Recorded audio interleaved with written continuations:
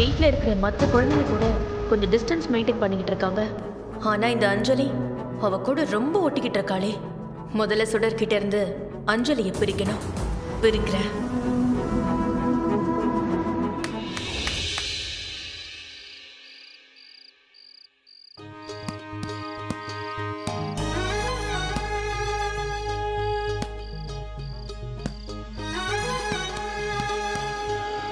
சுடரை எப்படியாவது வீட்டை விட்டு விரட்டணுமே.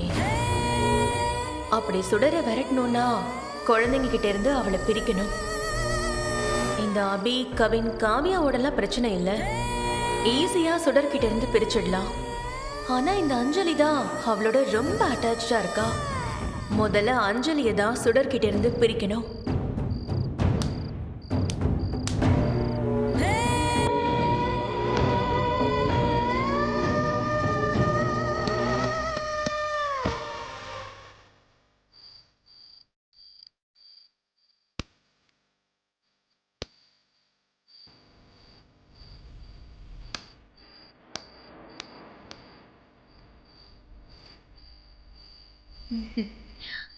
அஞ்சலி, சொல்லுங்க ஆண்டி.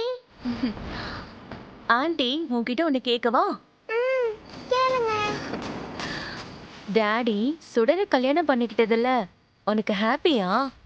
அம்மா மாதிரி இல்லைனாலும் சுடர் டாடிய கல்யாணம் பண்ணிக்கிட்டது ஹாப்பி தான். அதான் தெரியுமே குட்டி பிசாசு. அவ்வளவுதானா ஆண்டி? நான் விளையாடலாமா?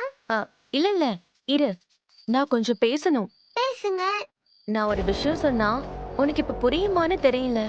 அதான் எப்படி சொல்றதுன்னு யோசிக்கிறேன். அப்பா புரியுற மாதிரி சொல்லுங்க. ஆ, சுடர் உனக்கு என்ன வேணும்? அம்மா.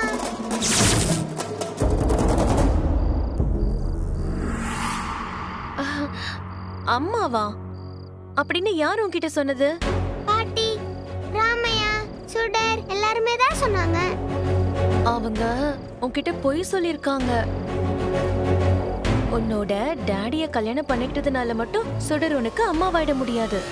உன்னை யாரு பெத்தெடுத்து வளர்க்குறாங்களோ அவங்க தான் உன் அம்மா. இந்துமதி தான் உங்க அம்மா. சுடர் உனக்கு சித்தி. சித்தியா? சித்தி என்ன பண்ணுவாங்க தெரியுமா? என்ன பண்ணுவாங்க? எப்ப பார்த்தாலும் டார்ச்சர் பண்ணுவாங்க. என்னது? டார்ச்சர் பண்ணுவாங்களா? ஆமா. இப்போ சுடர் இருக்கால, அவ இங்க எப்படி வந்தான்னு உனக்கு தெரியுமா? அவ சித்தப்பா டார்ச்சரால தான் இங்க ஓடி வந்தா. நிஜமாவா? ஆமா. எல்லா சித்தியும் அவங்களுக்கு பிறக்கிற குழந்தைய தான் நல்லா பாத்துப்பாங்க. உன்ன மாதிரி அடுத்த வீட்டு குழந்தைங்களெல்லாம் பாசமா பாத்துக்கவே மாட்டாங்க. அடிப்பாங்க. ஒழுங்கா சாப்பாடு கூட கொடுக்க மாட்டாங்க தெரியுமா? நீங்க நிஜமாவா சொல்றீங்க? ஆமா. இப்ப நாளைக்கே உன்ன மாதிரி ஒரு குட்டி பாப்பா பிறந்தா உன்னையும் சுடர் அப்படிதான் டார்ச்சர் பண்ணுவா. இல்ல, சுடரம்மா என்ன அப்படிலாம் பண்ணாது. கண்டிப்பா சுடர் அப்படிதான் பண்ணுவா. அதனால இப்பல இருந்தே சுடர் கிட்ட கொஞ்சம் ஜாக்கிரதையா இருந்துக்கோ. சரியா?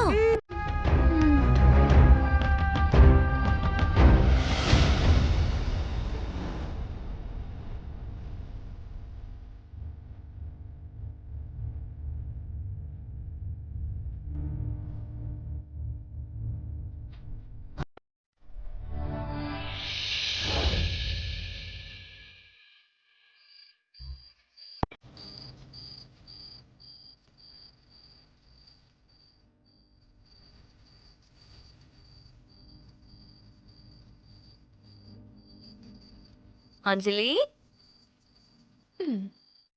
அஞ்சலி பாப்பா இங்கதான் இருக்கீங்களா? பால் குடிக்காம அஞ்சலி இங்க தனியா உட்காந்து என்ன பண்றீங்க?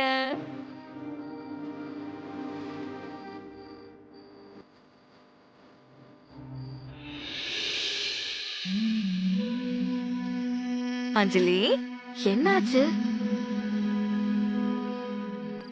அச்சச்சோ, அஞ்சலிக்கு என்னாச்சு? ஏன் சோகமா இருக்கீங்க? நான் உன்கிட்ட ஒண்ணு கேட்கவா? கேளுங்க. நீ யார் எனக்கு? நான் யாரு? நான் உன் சுடர் அம்மா. இல்ல, என்ன இல்ல? இந்த அம்மா தான் எங்களுக்கு அம்மாவா? நீ டாடியே செகண்ட் மேரேஜ் பண்ணதுனால நீ எங்களுக்கு அம்மாவா ஆக முடியாதாம். சித்தி தானா? உண்மையா? அஞ்சலி, என்னாச்சு உனக்கு? ஏன் இப்படிலாம் பேசுற? யார் இதெல்லாம் உனக்கு சொல்லி கொடுத்தா? நீ ஒழுங்கா பாத்துக்க மாட்டியா? பாசமா இருக்க மாட்டியா? உனக்கு ஒரு குட்டி பாப்பா பிறக்குமா? அததான் நீ நல்லா பாத்துப்பியா? எங்களுக்கெல்லாம் சாப்பாடு கூட போடாம டார்ச்சர் பண்ணுவியா? இதெல்லாம் உண்மையா சுடர்? எங்களை நல்லா பாத்துக்க மாட்டியா? எங்களை விட்டு பிரிஞ்சு போயிருவியா? சாச்சா, அப்படிலாம் இல்ல. உன்னை யாரும் நல்லா குழப்பியிருக்காங்க. யார் உன்கிட்ட இதெல்லாம் சொன்னது? மனோகரி ஆண்டி தான் சொன்னாங்க. சொல்லு சுடர், எங்களை டார்ச்சர் பண்ணுவியா? ஐயோ, அப்படிலாம் இல்ல அஞ்சலி. அவங்களுக்கு ஒண்ணும் தெரியாம ஏதோ சொல்லி உன்னை பயமுறுத்துறாங்க. அப்படிலாம் ஒண்ணும் கிடையாது. அது மட்டும் இல்ல, நீயும் நானும் யாரு? பெஸ்ட் ஃப்ரெண்ட்ஸ் தானே?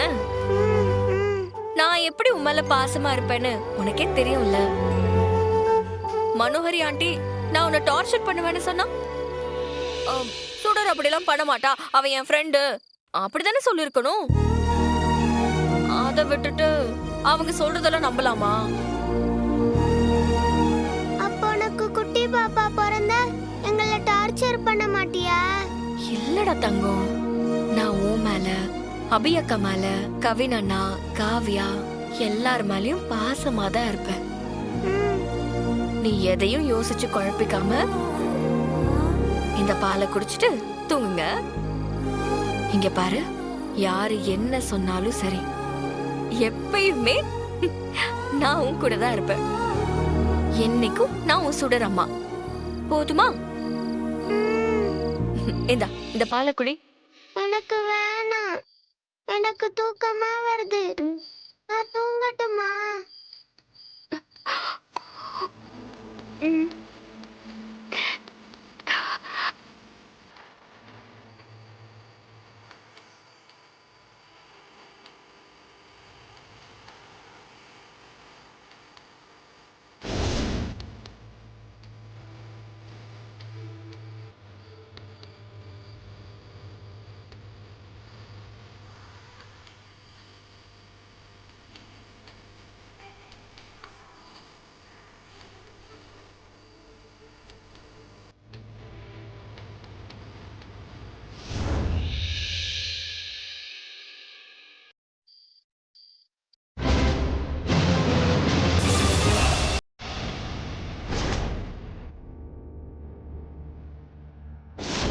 யாரு உங்ககிட்ட இதெல்லாம் சொன்னது?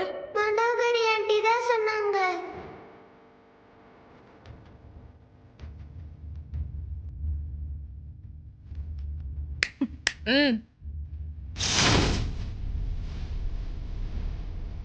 என்ன சொடக்கு போட்டு கூப்பிடுற? திமிரா? மரியாதையா நடந்துக்க தெரியாதா? நீங்க தான் உங்க வயசுக்கு தகுந்த மாதிரி நடந்துக்க மாட்டீங்க. அப்புறம் எப்படிங்க உங்களுக்கு மரியாதை கொடுக்கறது? கொஞ்ச நேரத்துக்கு முன்னாடி நீங்க ஒரு காரியம் பண்ணிட்டு வந்திருக்கீங்க பாருங்க, அதுதான் ரொம்ப திமிரான விஷயம். என்னடி பேச்செல்லாம் ஒரு மாதிரியா இருக்கு? வயசுக்கு ஏத்த மாதிரி நடந்துக்கலனா பேச்சும் அப்படிதான் இருக்கும். என்னதான் உன் பிரச்சனை? அதேதான் நானும் கேக்குறேன். உங்களுக்கு என்ன பிரச்சனை? குழந்தைங்க கிட்ட என்ன பேசணும், என்ன பேசக்கூடாதுன்னு தெரியாது உங்களுக்கு? குட்டி சாத்தா போட்டு கொடுத்துருச்சா?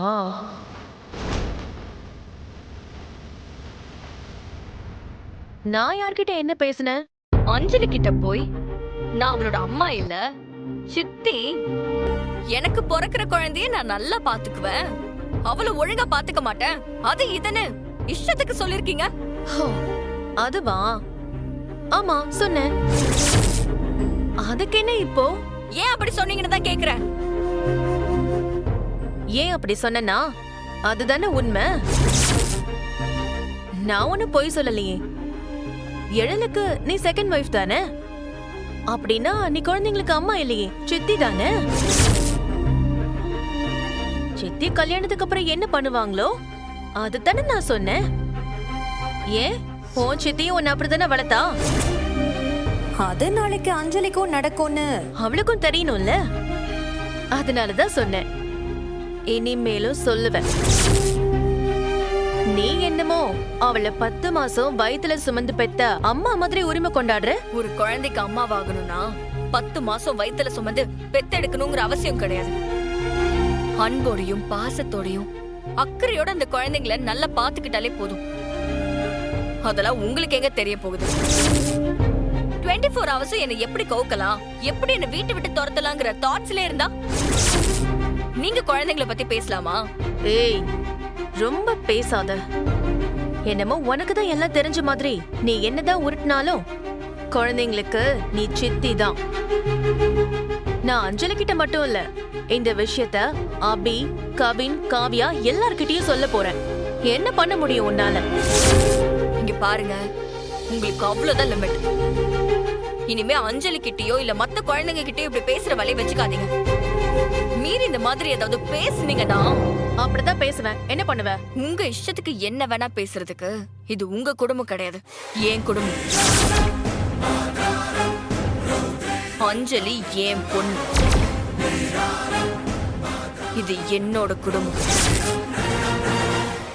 எனக்கும் என் குழந்தைங்களுக்கும் நடுவுல ஏதாவது குழப்பம் பண்ணும் நினைச்சீங்க வேற மாதிரி ஆயிடும். எது ஓ குடும்பமா? எல்லாம் நேரம் திருட்டுத்தனமா குறுக்கு வழியில தாலி கட்டிட்டு வந்துட்டா உன் குடும்பம் ஆயிடுமா? எழில் உன்னை ஏத்துக்காத வரைக்கும் இந்த வீட்ல நீ ஒரு கேர் டேக்கர், அவ்வளவுதான். என்னைக்கு வேணாலும் எழில் உன்னை வீட்டை விட்டு துரத்தி விட்டுருவாரு. அதனால ரொம்ப பொங்காத. உங்க ஆசையெல்லாம் ஒரு காலத்துக்கும் நடக்காது. என் கல்யாணம் விபத்தா நடந்திருக்கலாம், ஆனா நான் தான் எழில் சாருக்கு பொண்டாட்டிங்கிறத யாராலையும் மாத்த முடியாது. என்னடி திமிரா பேசுற?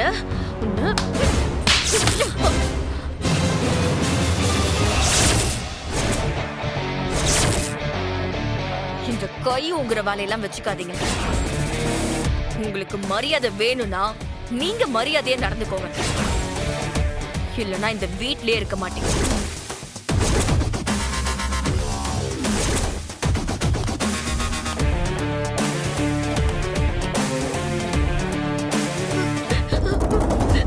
அடி, நல்ல அடி. ஏன் அடிக்க மாட்டேன்? எனக்குன்னு யார் இருக்கா? எனக்குன்னு இருந்த அப்பாவையும் எழுந்துட்டு அனாதன அடிக்கலாம் கேட்டு வந்தவ தானே.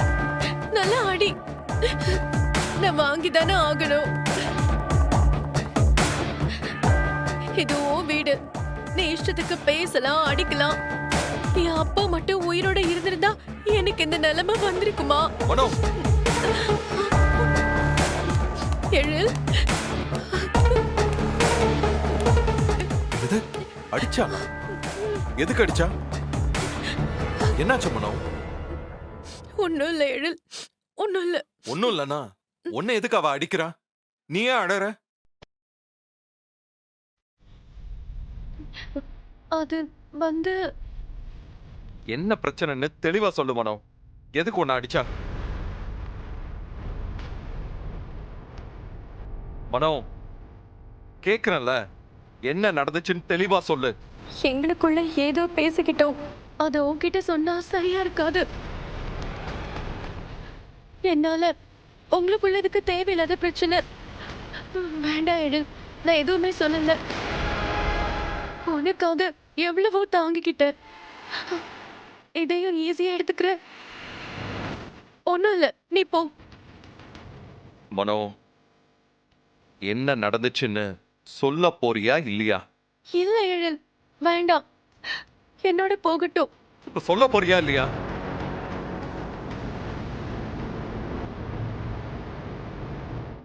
நான் வெளியாலாம் குழந்தைங்க கிட்ட பேசினா ஏதோ தப்பா இருக்கா.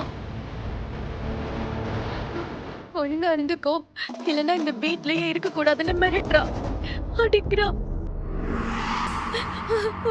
ஏய், இந்த வீட்ல மனம் இருக்க கூடாதுன்னு சொல்றதுக்கு நீ யாரு? எந்த தைரியத்துல நீ அவளை அடிச்ச? முதல்ல அவகிட்ட மன்னிப்பு கேளு.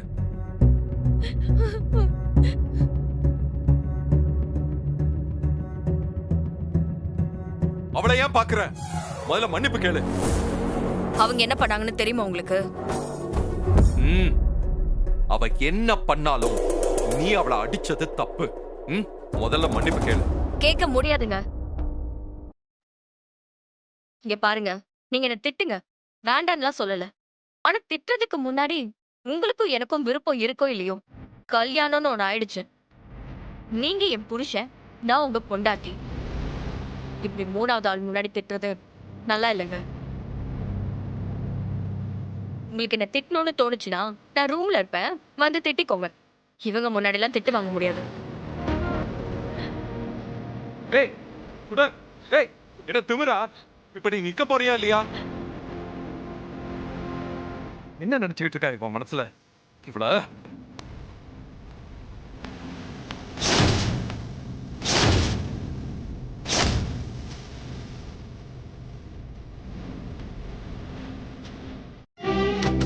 சுடர், ஏய், என்ன நினைச்சுக்கிட்டு இருக்கோ மனசுல? ஏன் இப்படி பண்ண? சார், நான் என்ன நடந்துச்சுன்னு சொல்றேன், கொஞ்சம் நிதானமா கேளுங்க. ஏய், நான் ஒன்னும் எக்ஸ்பிளனேஷனை கேட்கறதுக்காக வரல, உன்னை வார்ன் பண்றதுக்காக தான் வந்தேன். மனோ இந்த வீட்டு பொண்ணு. அவளை கேள்வி கேட்கறதுக்கோ திட்டுறதுக்கோ அடிக்கிறதுக்கோ உனக்கு எந்த ரைட்ஸும் கிடையாது. புரியுதா? சார், அவங்கள பத்தி முழுசா தெரியாம நீங்க அவங்களுக்கு சப்போர்ட் பண்ணிட்டு இருக்கீங்க. முதல்ல அவங்க என்ன பண்ணாங்கன்னு கேளுங்க. நிறுத்து. மனோ என்னோட சைல்ட்ஹுட் ஃப்ரெண்ட். நீ சொல்லிதான் அவளை பத்தி தெரிஞ்சுக்கணும்னு எனக்கு எந்த அவசியமும் இல்ல. முதல்ல நீயே ஒரு ஃப்ராடு. திருட்டுத்தனமா என்ன கல்யாணம் பண்ணிக்கிட்டு இந்த வீட்டுக்கு வந்தவ தானே நீ? உனக்கு மனோவை பத்தி பேசுறதுக்கு எந்த தகுதியும் கிடையாது. உன்னை பத்தி யோசிக்கும் போதுதான் இப்பதான் எனக்கு ஒவ்வொரு விஷயமும் கிளியரா தெரிய வருது. முதல்ல தமிழ்ங்கிற பேர்ல ஃப்ராடுத்தனம் பண்ணி இந்த வீட்டுக்குள்ள நுழைஞ்ச. அதுக்கப்புறம் ஃபாரின் போறதுதான் என்னோட ட்ரீம். கண்டிப்பா நான் ஃபாரின் போயிடுவேன்னு சொல்லிட்டு ஃப்ளைட் டிக்கெட் எடுத்து கொடுத்ததுக்கு அப்புறம் கூட இப்படி எங்கேயும் போகாம இப்படி கேவலமான ஃப்ராடுத்தனம் பண்ணிட்டு எப்படி என் முன்னாடி நிக்கிற? அப்போ நீ இந்த வீட்டுக்கு மருமகள் ஆகணுங்கிற மோட்டிவ்ல தானே இவ்வளவு நாள் இங்க நல்லவ மாதிரி நடிச்சுக்கிட்டு இருந்த? நான் பிளான் பண்ணிலாம் உங்களை கல்யாணம் பண்ணிக்கல சார். இது ஒரு ஆக்சிடென்ட். எனக்கே தெரியாம தான் நடந்தது. இது நான் எத்தனையோ முறை உங்ககிட்ட சொல்லிட்டேன். நீங்க ஏன் நம்ப மாட்டேங்கிறீங்கன்னு தெரியல. நீங்க என்ன நம்பணும்னா நான் என்ன பண்ணணும்னு சொல்லுங்க.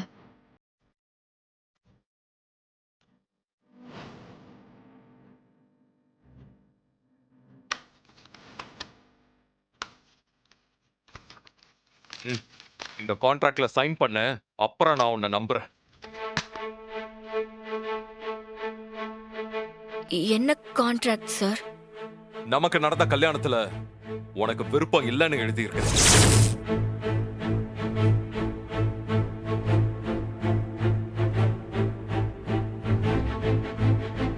என்ன பாக்குற? இந்த கல்யாணம் ஒரு ஆக்சிடென்ட். என்ன நீ ஏமாத்தி கல்யாணம் பண்ணலன்னு சொன்னல, அப்ப சைன் பண்ணு. அப்போ இது கிட்டத்தட்ட டிவோர்ஸ் மாதிரி தானே? ஆமா, டிவோர்ஸ் பேப்பர் மாதிரி தான். அம்மாவோட ஹெல்த் கண்டிஷன் நல்லா இருந்திருந்தா டிவோர்ஸே அப்ளை பண்ணிருப்பேன். அவங்க உடம்பு சரியானதும் நம்ம மேரேஜ் கேன்சல் ஆயிடும். நீயும் நானும் புருஷன் பொண்டாட்டி கிடையாது. அதுக்கப்புறம் நீ இந்த வீட்டுல இருக்க கூடாது. உனக்கும் இந்த வீட்டுல இருக்கிறவங்களுக்கும் எந்த விதமான சம்பந்தமும் கிடையாது. நீயாவே வெளியில போயிடணும். இந்த எல்லா விஷயமும் கிளியரா இந்த கான்ட்ராக்ட்ல மென்ஷன் ஆயிருக்கு. படிச்சு பார்த்துட்டு சைன் பண்ணு.